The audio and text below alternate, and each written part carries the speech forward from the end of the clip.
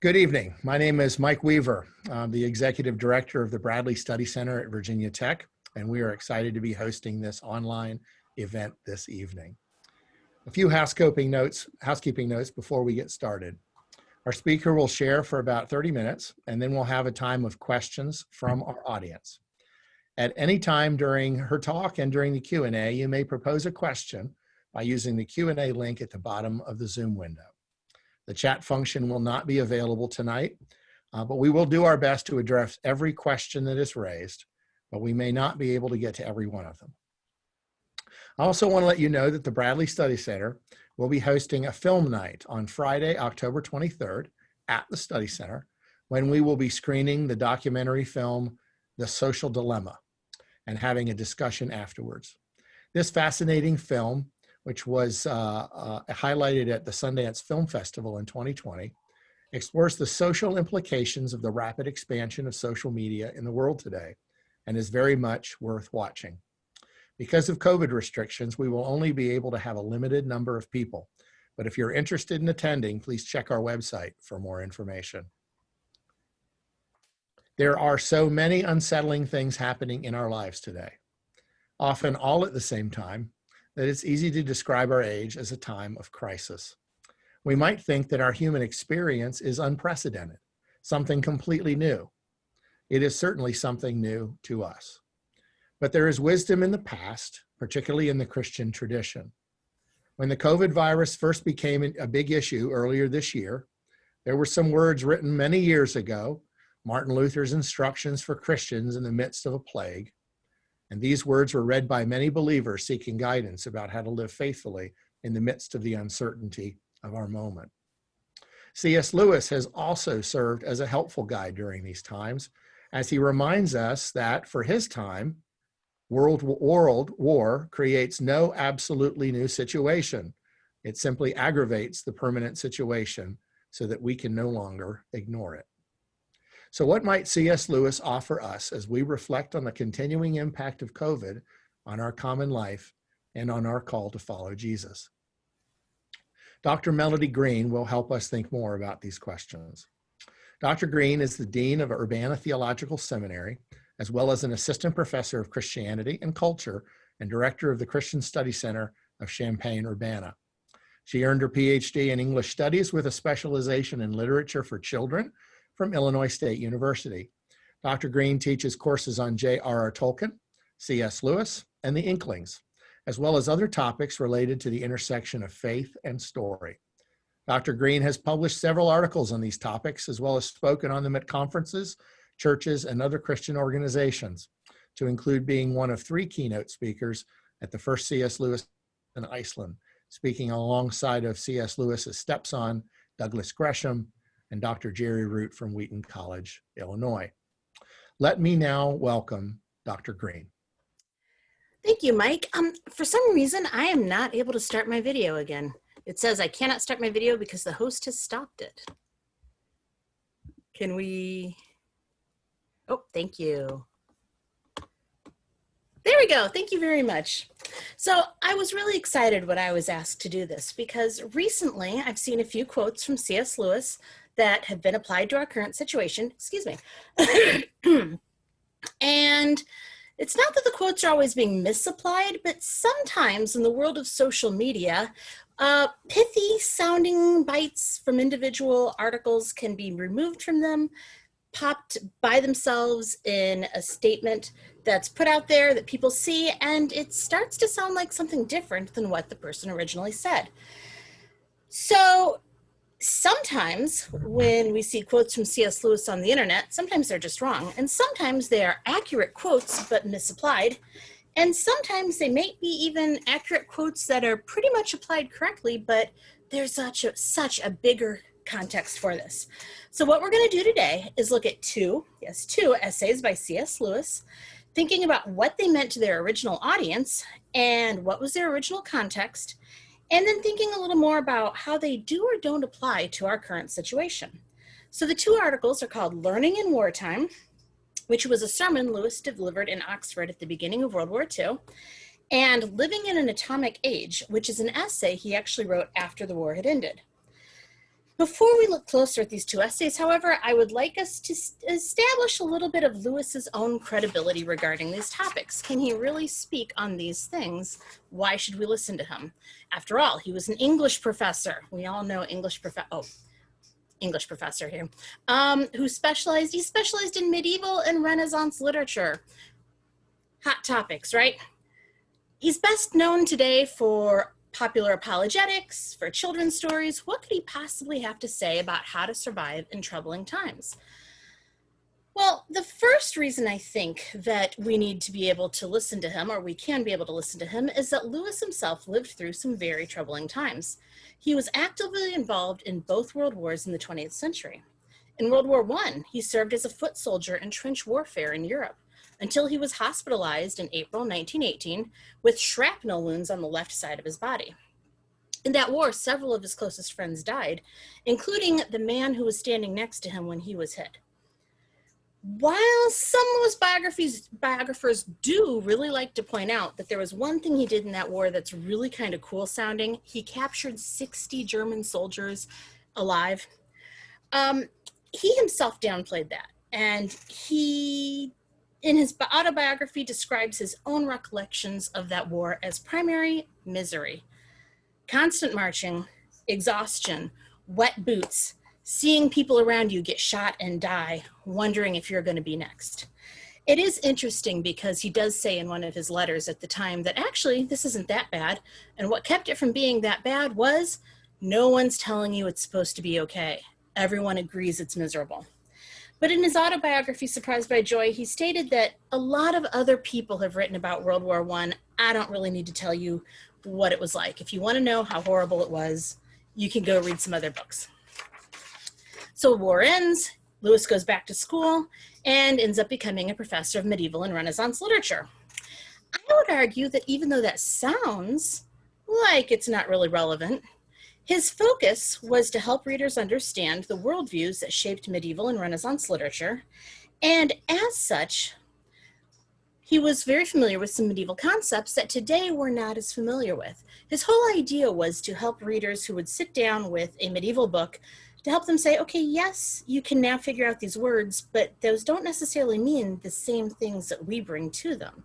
So he was helping them develop their understanding of the medieval worldview. And one concept that Lewis was very familiar with as a medieval scholar was called memento mori. It's Latin. It means remember your death. This is the idea that we will all die and face our maker. If you didn't know that already, I'm sorry to be the one to break it to you. I apologize.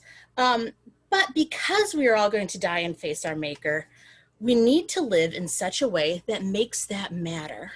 To the medieval mind, that is the culmination of our life. We are headed towards that point. Forget any major accomplishments things we think about as major accomplishments. They're thinking, what'll I have when I get there? What have I done? Who am I? How have I lived to the glory of God? Living to the glory of God, from the perspective of memento mori, means that when you die, you will die in peace and have hope in your heart. So the concept of memento mori is the background of everything that Lewis says in both of these essays that we're going to look at today. So I mentioned he fought in World War I, he gets discharged in 1918, the war ends up ending. Then for a while there's peace, sort of, and then Germany invades Poland on September 1st, 1939. 2 days later, England declares war on Germany. I'm actually going to show you a couple of pictures here that are relevant to what we are about to talk about. Oh, so here's the first one. That's just a picture of C.S. Lewis. In case you didn't know what he looked like, I always think it's fun to know what people look like when you are talking about them. Oh, this is interesting.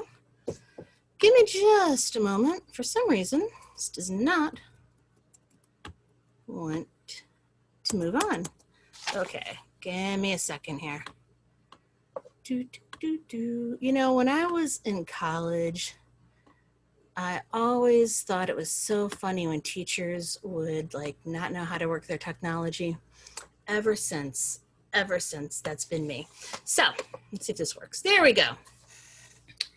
Because the German bombing of London was believed to be imminent, as soon as war was declared, 1.5 million people were evacuated from London. Now, London at that time had 8.7 million people in it. What they tried to do is get all of the children out of the city, as well as many of the mothers who had children who were really young, so that they could actually go with their babies when possible. What that ended up doing is, as you see in this picture, there's these children who are headed towards the train, or maybe they're headed off the train. Don't really know for this picture. You see that each one has a label. It's got their name. It's got their final destination on the train on it. There are no adults that these children know with them. They're being sent all over England to different places where people have signed up very quickly, short notice, to take in absolute strangers' children. So, as we can see here, I mean, obviously they're children of different ages, all kinds of different things going on with them, but a lot of these children never saw their parents again. Some parents never found out what happened to their children. And there have actually been some books that were published just in the last few decades that are kind of exploring what really happened here, because it turned out to be much more complicated than people thought. But between September 1940 and May of 1941, more than 20,000 people who lived in London died of bombing. Roughly the same number of people died in bombings all over England, and many, many, many more than that were wounded in bomb fallout. So, at the time, BBC Radio is the #1 news and entertainment source for the city that is having, in the country, that's capital, is having these things happen to it. As you can see from these pictures, these are from the bombings. These are the end results of some of the bombings of London. So BBC Radio at first believed that the best thing to do for these people was to offer on Sundays a church service live over the air. Sundays were the day that they all had. The whole day was dedicated to religious programming. They would have church service, then they would have a few news announcements off and on throughout the day, and then some light things to take people's minds off of what's going on, like a vicar who talked about his garden. The rest of the day would be filled with music. They quickly discovered, however, that this is not what the people who were tuning in on Sundays wanted to hear. They wanted their questions answered. They wanted to know, if God is real, why are they suffering? If Christianity is true, what relevance does it have to a world at war? So James Welch, the director of religious programming at the BBC, decided to go try to find something new and different that would really speak to people. He's getting these complaints, knows that they've got to change. Well, what can I do? So he travels around, asks questions. He picks up a book at a bookstore, brand new, just been published. It's called The Problem of Pain. It's by this pretty much unheard of Oxford English professor who's published a few pieces of fiction and some studies in medieval literature. And Welsh quickly realized that while the author is not a theologian, this guy, this C.S. Lewis who wrote this book, is exploring the exact questions that it seems like everybody in England is asking. And so he manages to address deep theological issues in language that's actually pretty easy to understand. So Welch writes to C.S. Lewis and asks him to consider doing a series of lectures over the radio. Lewis negotiates and begins to take the train into London to do live presentations of what eventually was all published together in one volume in a book called Mere Christianity. Now, why am I telling you all of this? Well, I'm going to add a little bit, actually. That's not the only thing Lewis was doing during World War II. He also, for example, on weekends would travel around the country to different training grounds for the RAF, the Royal Air Force. And he would give them lectures on things like, does God exist? Does God care about you? He would be giving these lectures to young men who are about to go off fighting when airplanes dropping bombs on England. A group of young men who there's a very high chance that they will not be coming back home. And remember those evacuated children? The Lewis household took in several of them. It was actually their presence that led to him writing The Lion, the Witch, and the Wardrobe eventually. Remember those first lines? Once there were 4 children whose names are Peter, Edmund, Susan, and Lucy, who were staying with this professor in the country. They'd been evacuated because of the air raids. That's what it's talking about. It also led to one of the saddest experiences Lewis had during the war. One of the little girls that had been evacuated to their house, there were several of them. One of them was a 6-year-old girl named Rosie. One day, her mother arrives at the door saying she cannot stand to live without her daughter. And there were several parents, quite a few parents, who did this after their children had been evacuated. They said, wait a minute, this is ridiculous. They went and got their children. Rosie's mother took her back to London with her, and a few months later, both of them were killed in an air raid. So Lewis knew firsthand what's going, different sides of the suffering of war. But also, along with several other Inklings, he volunteered in Oxford to patrol the streets at night as an air raid warden. Most intriguingly, we now know that when Britain invaded Iceland, to use it as a strategic naval base, and if you didn't know that, yes, Britain invaded Iceland because it was going to be strategic in World War II. Lewis actually recorded messages that were played on Icelandic radio. They weren't saying, look how great Britain is. They said, look how great Iceland is. Iceland is wonderful. Your stories, your language has shaped our language. Your stories have impacted our literature. It was a message that says that these two countries can really work together because we're on the same side. It's not an invasion, it's a partnership. This information just came to light within the last couple of years. There's a scholar named Harry Poe who actually has the recordings. If you ever want to listen to them, you can get in touch with him and you may be able to talk him into it. So why am I telling you all of this? Well, one of the things that I've seen people use some of Lewis's quotes from these two essays to say is that, oh, well, we shouldn't really be doing anything. Don't change what you're doing. Everything's the same, act the same. Don't do anything different. But that is definitely not what Lewis says. He's not saying ignore everything and it will go away. He got involved in every way he possibly could to help the war effort. So the two essays we're going to look at closer, they're not saying don't get involved. What are they saying? The first one is called On Learning in Wartime. As I said, it was first presented October 1939, 1 month after war was declared, and it was a sermon for an evening service at the University Church of St. Mary the Virgin in Oxford. So who's its intended audience? College students who are the kind of student who's going to go to a Sunday evening service while they're in college.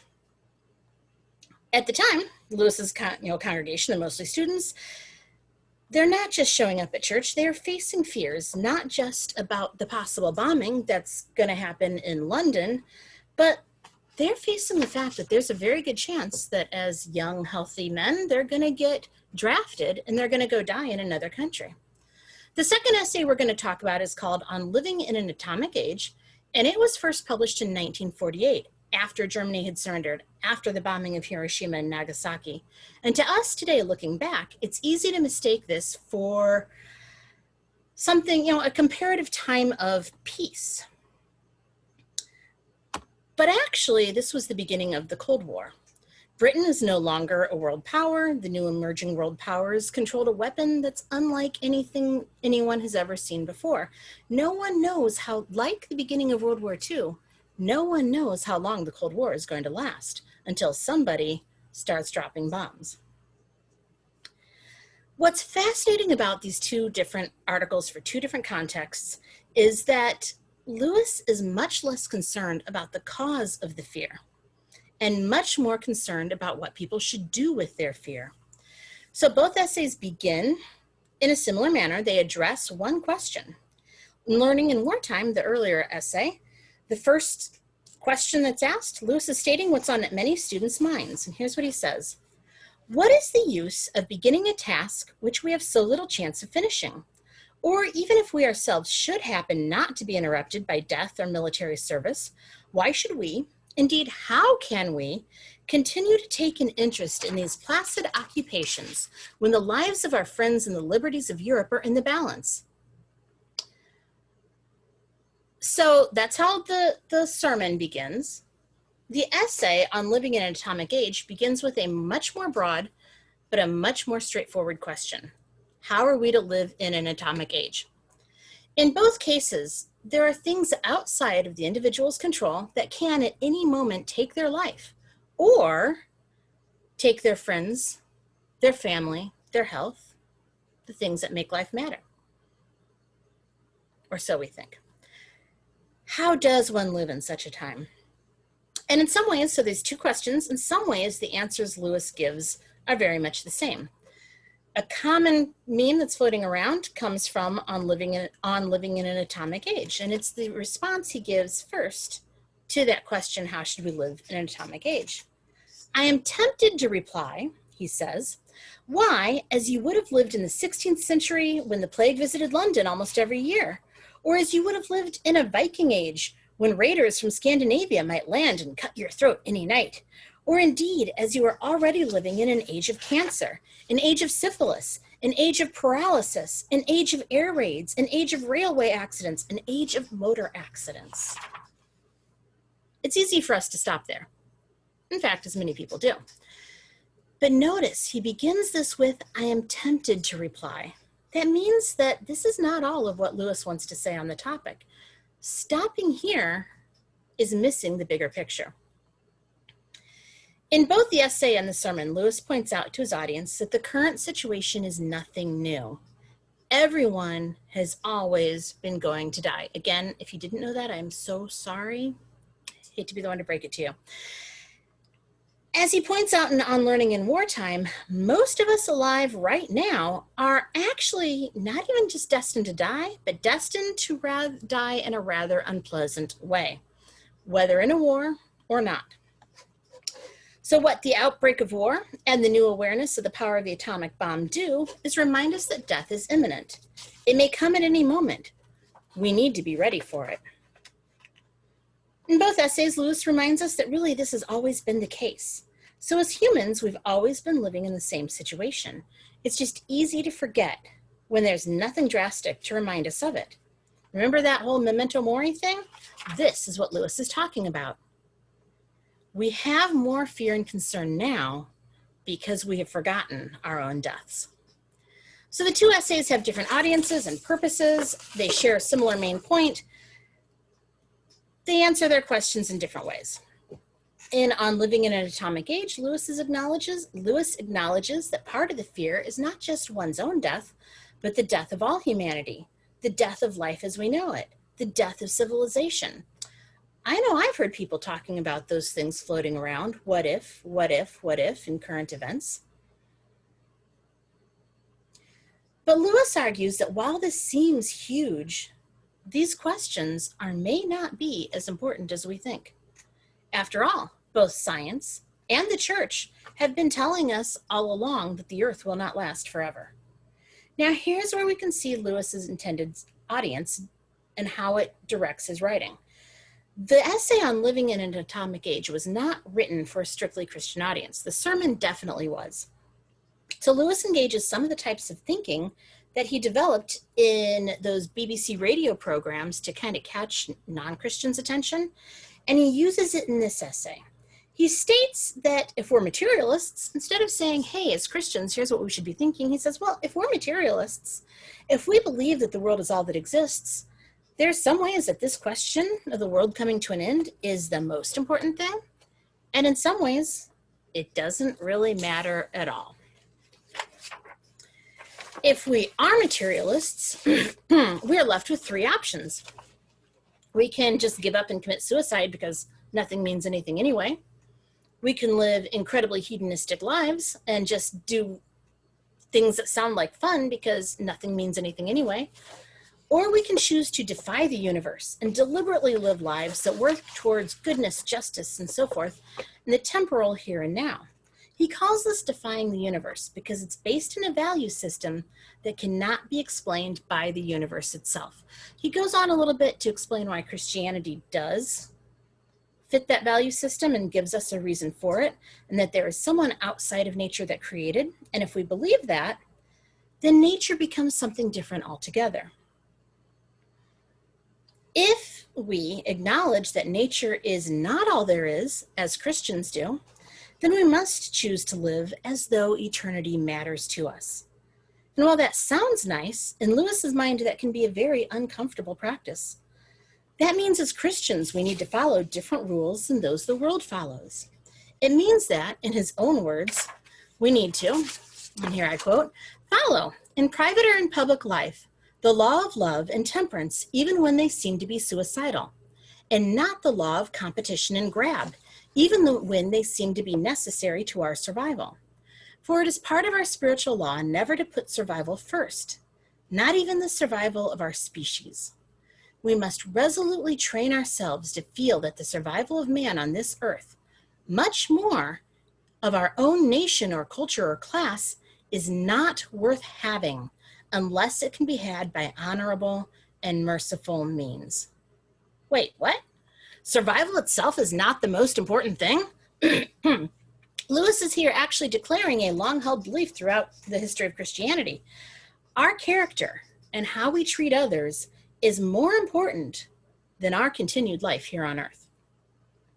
Another way to look at this is what was taught by both the scriptures and by the stories of martyrs and missionaries throughout the centuries. Our lives are to be laid down for the good of others. Ultimately, Lewis argues, if we really want to preserve civilization, then we need to focus not on civilization at all, but on God. He says, those who care for something else more than civilization are the only people by whom civilization is at all likely to be preserved. Those who want heaven most have served earth best. Those who love man less than God do most for man. So what exactly is Lewis saying here? This essay points out that the question is not, how shall we live in an atomic age, but how shall we live at all? Our calls as Christians to love God and love our neighbor has not changed, and does not change simply because we've been reminded by current events that the world is an unstable place and that someday we're going to die. So how should we live in an atomic age? As he says at the beginning of the essay, the same way we've always been supposed to live, by loving God and loving our neighbors. I started with the second essay because it's clearer, more direct, written for a broad audience. The original readers were not even necessarily Christians. The sermon, however, that was preached earlier was aimed at students, a very narrow audience, attending an evening church service in Oxford, looking at the very specific issues and concerns that they had. It's much more complex. And it's fun because when you look at the history of Lewis's writing, his earliest works are the most complex. He even says in the prelude to The Pilgrim's Regress, The Pilgrim's Regress was the first thing he wrote after he became a Christian. A much later edition of it, he was asked to write a preface, a prelude to it, and he says in it that he apologizes that it is such a complex book because he wrote it at a time in his life when he didn't know how to write an easy-to-read book, so he could only write complex books. And we see that On Learning in Wartime. It is much more complex than the later essay. A lot of his learning how to write simply had to do with the radio plays, or the radio programs at the BBC. Because his audience is already Christian, this essay picks up in a very different place. He says, the question isn't really why as Christians are we fighting, you know what? Let me check something here. Oh yeah, I'll say it this way. Because our audience is already Christian, the essay picks up in a different place. If we genuinely believe in heaven and hell, then why should we as Christians not be worried about this war? But why should we ever spend time on anything other than eternal issues? After all, the real tragedy is not that people die. Everybody does that. But that there are people around us right now who are headed to hell. So how could it be right or even possible to spend time on temporal things such as math, science, literature, when eternity is in the balance? So he goes through the same issues about how the war creates no new situation. Here's even what he says, it simply aggravates the permanent human situation so that we can no longer ignore it. Human life has always been lived on the edge of a precipice. Human culture has always had to exist under the shadow of something infinitely more important than itself. In other words, death happens to all of us. This war simply meant that it was going to happen to some of us sooner than we would like. Memento mori. Remember your death. Hasn't that always been the case? The big questions have always been the big questions. They haven't changed. Now he goes through the second question that he brought up. And how can you be so frivolous and selfish as to think about anything but the salvation of souls is really very much the same question as how can you be so frivolous and selfish as to think about anything but the war? Not because they're about the same thing, but because the answer is the same. No one can live a life focused exclusively on one thing only. As Christians, we are to be living lives that are completely in Christ. But that includes doing an awful lot of perfectly ordinary, everyday things that sure don't look like we're doing anything spiritual. In his own experience as a soldier, he explains that it was not possible to spend all of his time focusing on the war. On the front lines, he spent a surprising amount of time on day-to-day living. As he explains, neither conversion nor enlistment in the army is really going to obliterate everyday human life. So then he says, if we were to be able to do that, to say, okay, let's only focus on war, let's only focus on saving everybody's souls, that doesn't actually solve any problems. It only succeeds in substituting something poor for something of quality.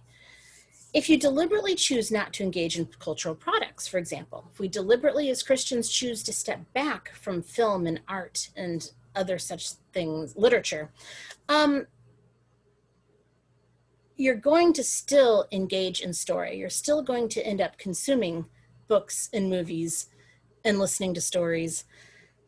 And looking at art, you're going to end up using bad art, bad stories, either poor quality or simply watching whatever happened to be on TV that night. If you don't take the time and effort to think and learn rationally, you're going to think irrationally. That's one of the things he actually says. It's a direct quote. And on it goes. He has this whole list of things that if we don't learn how to do these things, we're going to do them badly anyway. We should, as Christians, be learning how to do them.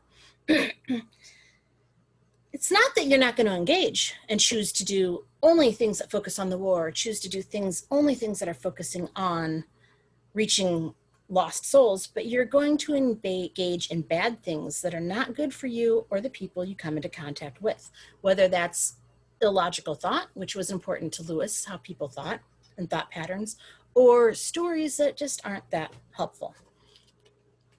In other words, humans are going to think and talk and tell stories no matter what is happening around them. But there's more at stake. The war is temporal. It's finite.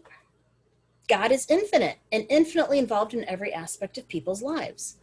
War, like everything else in this world, is finite. I'm going to throw in that any other situation that we're dealing with, like everything else in this world, is finite. COVID is finite. It will end. It will become a part of history.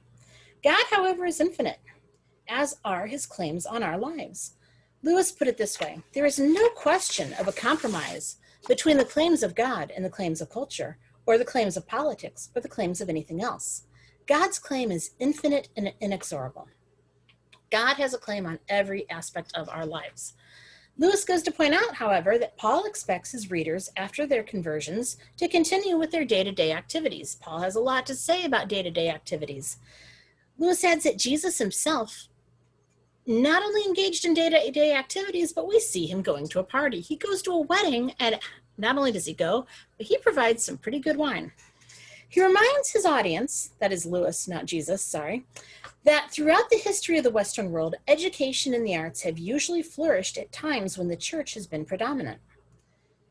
In other words, Lewis is taking us all to one point, which is 1 Corinthians 10:31. Whether you eat or drink, or whatever you do, do it all to the glory of God. The question is not, why are you doing something fruitless in face of this war? Why are you doing something that doesn't matter in the face of eternity? But are you doing everything you do to the glory of God? He takes it a step further. All our merely natural activities will be accepted if they are offered to God, even the humblest, and all of them, even the noblest, will be sinful if they are not. So if we think of education as simply a natural activity that is a part of life, then it is something we can engage in wholeheartedly and offer to God no matter what is going on in the world around us. But after explaining all of this, Lewis offers a different answer to the question why, in a time of war, or why, in light of eternal issues that we all face, should people go to college and get an education? That second answer is this: because it is what God has called you to do. And he even says, if our parents have sent us to Oxford, if our country allows us to remain there, this is evidence that the life which we, at any rate, can best lead to the glory of God at present is the life of learning. It's because that is what God has called people to do here. He calls different people to different things. Lewis makes it really clear that there's no difference in terms of calling. If you are called to be a cleaner, if you are called to be a composer, if you are doing your calling to the glory of God, that's what really matters. But Lewis says that there's another step here. Part of this is that Christians in higher education have a duty to not just be there because God called us to, but to face what he calls the intellectual attacks that exist against Christianity. We as Christians need to be involved in the conversations in our respective fields to see how we can work with this, as well as what he calls culture, or we often today call the humanities, to learn how to think, how to engage rational thought, how to work through philosophical ideas. This is not to protect our own souls. And in fact, I have met some people who've said that they don't want their children to go to college because their children's souls will be at risk. But it's to protect and build up their brothers and sisters, our brothers and sisters in Christ, from the attacks against Christianity that they have no ability to stand up to themselves. Another way to think of the issue is this: it is in college that we can learn the language, and in university that we can learn the language and the thought structures that can help us not only defend our brothers and sisters, but to help us speak the language of those who are not in the church in such a way that they will be able to engage in what we are saying thoughtfully, and we can engage them. Here's what Lewis says about that. A cultural life will exist outside the church, whether it exists inside it or not. To be ignorant and simple now, not to be able to meet the enemies on their own ground, would be to throw down our weapons and to betray our uneducated brethren who have, under God, no defense but us against the intellectual attacks of the heathen. Good philosophy must exist, if for no other reason, because bad philosophy needs to be answered. The cool intellect must work not only against cool intellect on the other side, but against the muddy mysticisms which deny intellect altogether.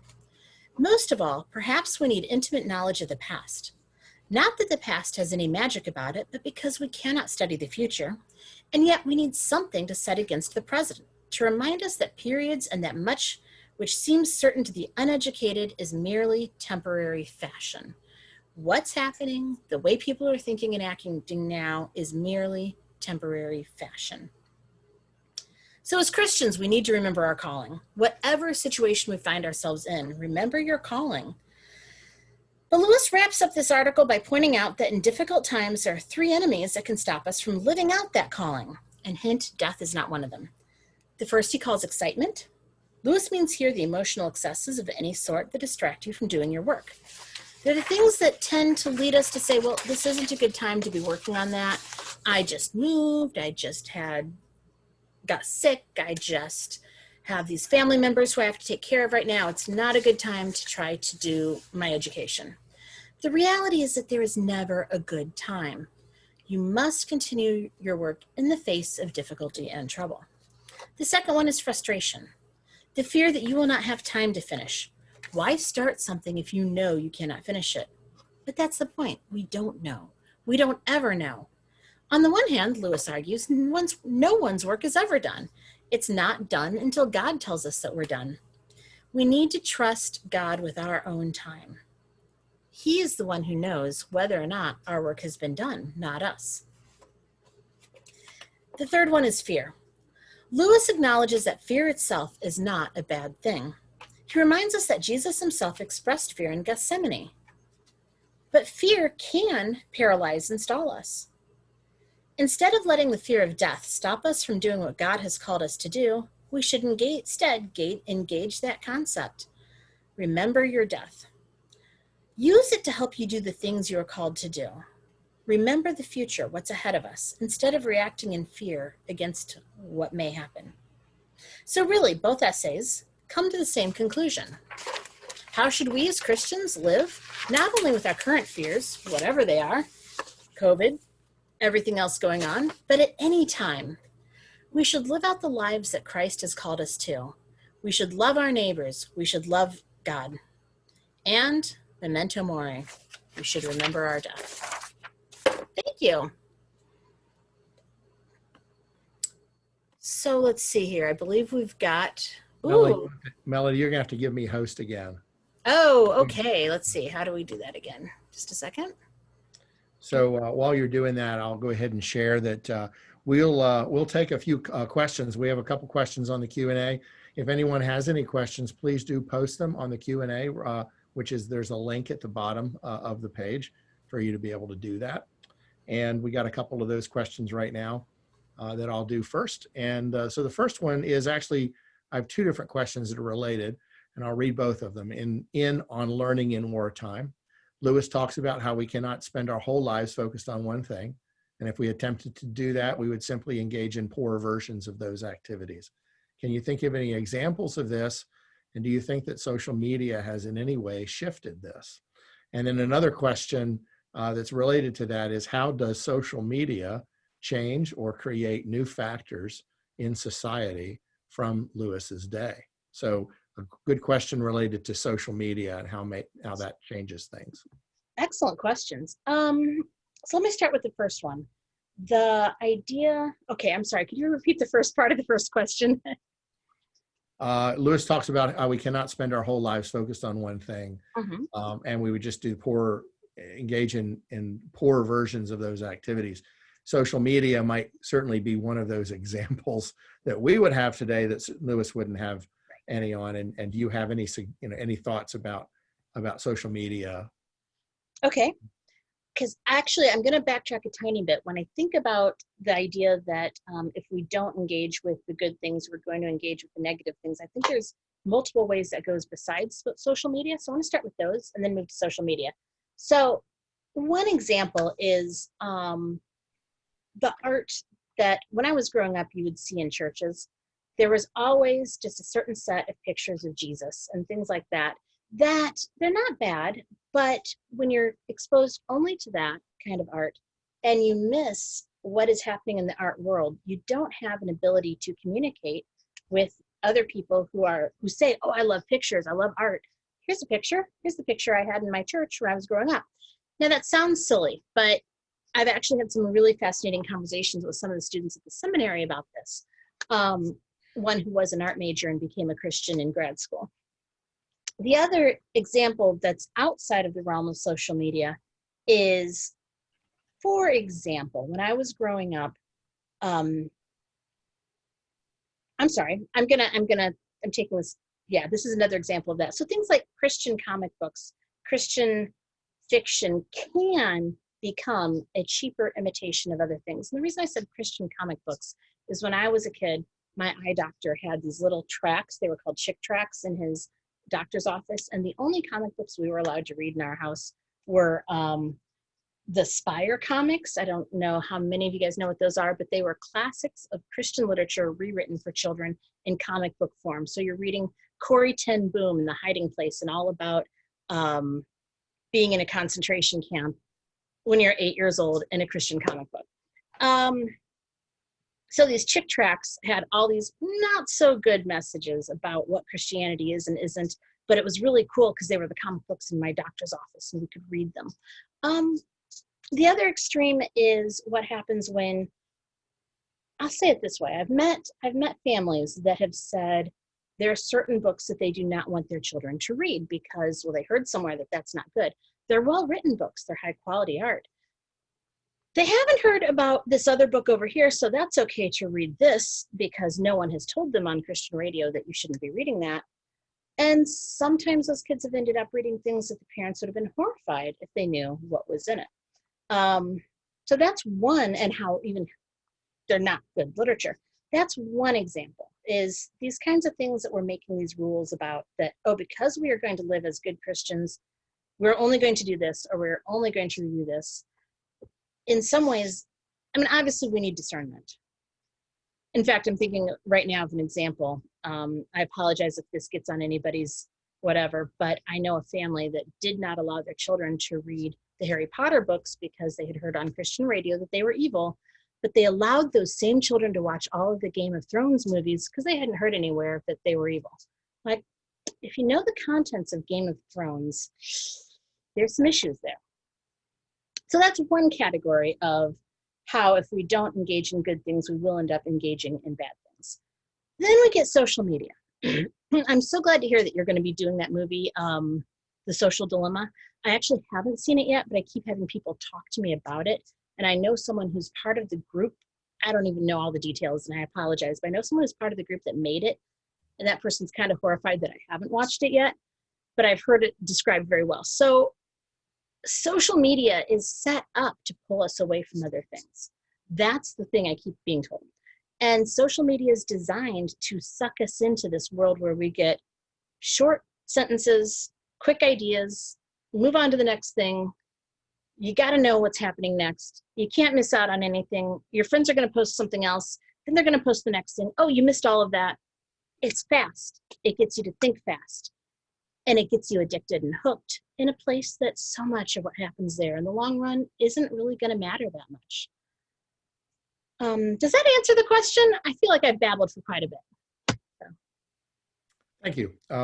So from 1938 to 1949, that's 10 years. Mm-hmm. You mentioned that that there was a development in the quality of Lewis's writing during that period of time, going from complex. That's not necessarily a judgment; it's just a description, right?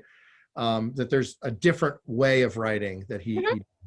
So, which I don't know, does that represent a development in the quality of his writing? Is that what we see in that 10 years?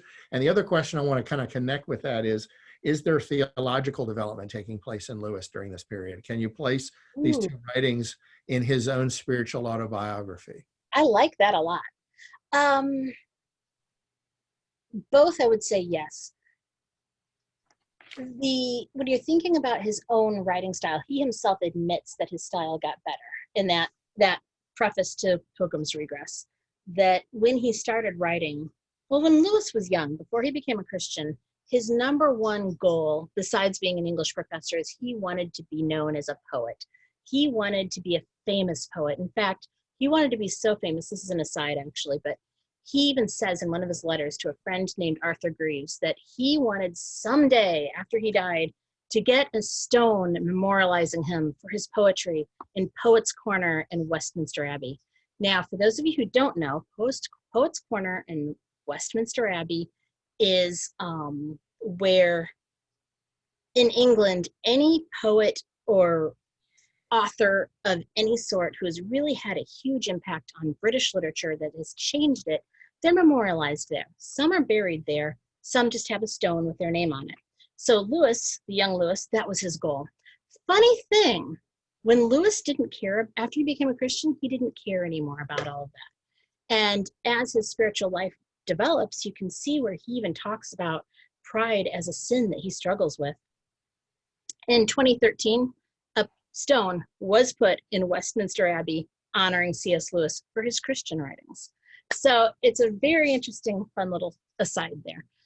It's when he gave up his dreams and his hopes of being something great that he really did start doing things that changed the world for God. So that's part of it. And part of it is, like I said, the BBC, working on the radio shows, he had to keep thinking through, okay, what is an easier way to say this difficult concept?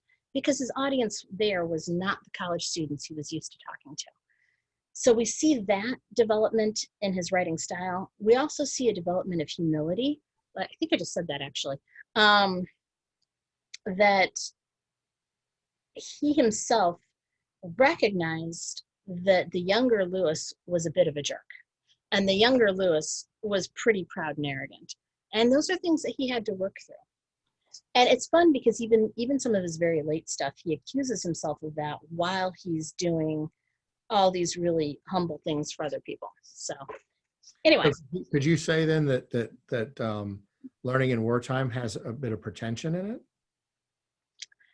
I don't know that he intentionally meant to be pretentious by 1939.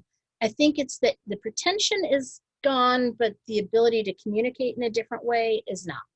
I mean, it's not there yet. Okay, great. All right, so here's a question. Mhm. How can I do simple tasks such as eating, living, and etc. to the glory of God? Does Oh, this wow. mean does this mean to be thankful or something more? That is an awesome question. Partly because I think that's something that as Christians, we all need to be thinking about. What does that even mean? Um, yes, being thankful is part of it. Definitely, definitely. Sometimes even the attitude that we approach anything that we're doing. There's a wonderful book by, I'm trying to think of the author's name. I believe it's Kathleen Norris, called The Quotidian Mysteries. It's all about how every single day the things we do, we can do to the glory of God. And I think that's probably she would have a better answer than me. But she even talks about making your bed. Making your bed is spiritual discipline. I'm like, oh, that's one I'm really bad at. So thinking about doing things intentionally, but that's such an overused phrase. I think we miss what that can even mean. Intentionally to the glory of God. Thinking about, okay, the thought just popped in my head. You get up, you get ready for the day. What is the attitude that you have as you're getting ready for the day? Does that mean any one of us who's talking about this is going to get it right all the time? No. But as we start focusing on God more and more, I think it becomes easier to do some of that. I'm not sure if that helps or not. Okay, thank you. Mm-hmm. So can you tell us more about the background image behind you there? Yes, definitely. So this is Magdalen College right there where C.S. Lewis taught. And this right here is a path at Magdalen College called Addison's Walk. And I took this picture in 2018. I went on Addison's Walk because it is a very important place in the history of Lewis's conversion to Christianity. So Lewis, if you read Surprised by Joy, there's a lot of things that he talks about in there about here's a step, here's another step, here's another step. There's something that he kind of leaves out, but it's in his letters, and he talks about it a lot, especially to a friend of his named Arthur Greaves. And it's letters in September 1930. I almost said 2030. Wow. Of September and October 1930, 1931, Lewis explains that one night, here he is, he's reached a point where he believes that, well, God might exist, but what good is that? How does that affect me in any way, shape, or form? And he's got rooms in college, so he's got two friends who come over and they're hanging out, and it's J.R.R. Tolkien and a guy named Hugo Dyson.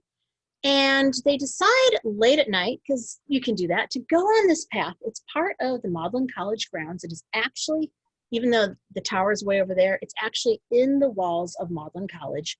It's a mile square. If you ever get to go to Magdalen, you've got to visit that path. It's a fun little hike. But they go on this walk. And while they're on the walk, I'm gonna scoot over so you can see it better. Lewis says to Tolkien that, the story of Jesus, that's fine. But it's just a myth. It's like every single other myth. Every mythological system that exists has a dying god in it. Egyptian mythology has Osiris. Norse mythology has Balder. What makes Christianity? Jesus is just one of those. What makes it any better? It's just lies breathed through silver. So Tolkien responds, well, yes, all of these myths have these dying gods in them. But from Tolkien's perspective, Tolkien says, every one of these stories is actually pointing us to the real God who really came. They are pointers. They're not things that prove it didn't happen. They prove it did, because Jesus was the real dying God who came in real history at real time, at a real place, with real people around him. And so as Tolkien's arguing with Lewis, they're discussing how this can even work. And Lewis explains to Arthur Greaves that for the first time, Christianity started to make sense, that it wasn't just here's another story, but it's a story that has to do with us, that has to do with how we live and what do we believe. And it's a story that means so much more than just another one of these stories. It would be the center of everything if it's true. It even ends one of the early letters to Arthur, or one of the letters to Arthur Greaves in this conversation with, does this mean I'm a Christian?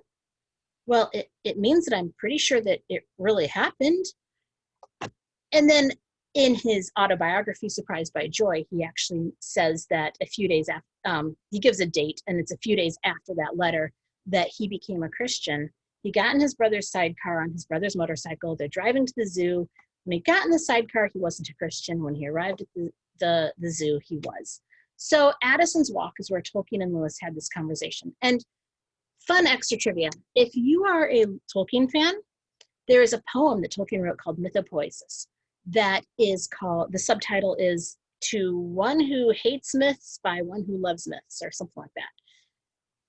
What happened is, according to Christopher Tolkien, Tolkien's son, J.R.R. Tolkien was convinced that on Addison's Walk, he did not get through to Lewis at all. And he went home and he was frustrated. So he did what everybody does. He sat down and wrote a poem. Because when you're frustrated with your friends, that's what you do, right? And this poem actually goes through Tolkien's theology of mythology and fantasy, and why do these stories exist, and how do they point us to Christ, and why does it matter that story points us to Christ in the first place? So that's Addison's Walk right there. Thank you for asking. Thank you. Yeah, thank you. So we have we have a really good question that will be our last question. I think this is really a good one to end with. So I see so many people living in fear during this COVID, and I am not afraid at all. I feel I will die only when God calls me home, and I'm done with my calling here.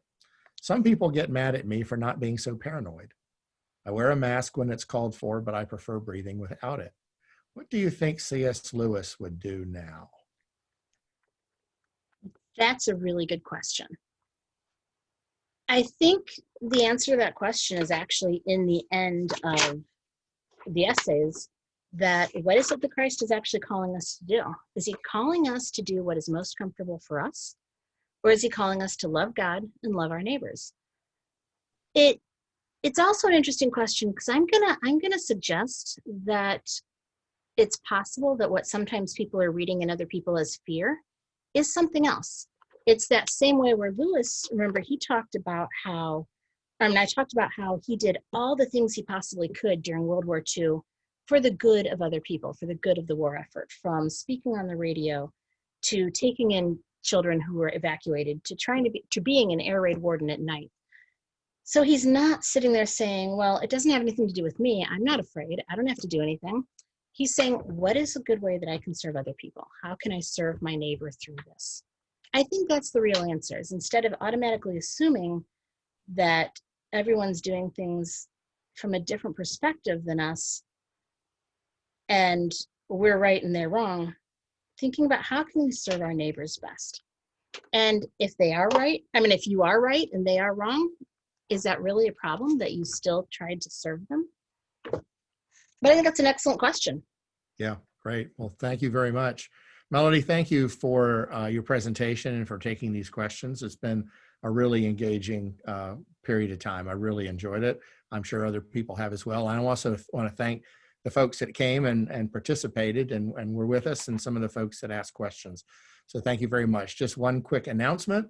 And a couple of people have asked if the recording will be available, and it will be available. So we did make a recording of it, and we'll post a link on our website in the near future. So very good. Well, let me close out with a prayer. And this is a prayer in the Anglican Church tradition of which C.S. Lewis was a part. And so let us pray. Increase, O God, the spirit of neighborliness among us, that in peril we may uphold one another, in suffering tend to one another, and in homelessness, loneliness, or exile befriend one another. Grant us brave and enduring hearts, that we may strengthen one another until the disciplines and testing of these days are ended, and you again give peace in our time. Through Jesus Christ, our Lord. Amen. Thank you all for coming, and have a great night. Thank you.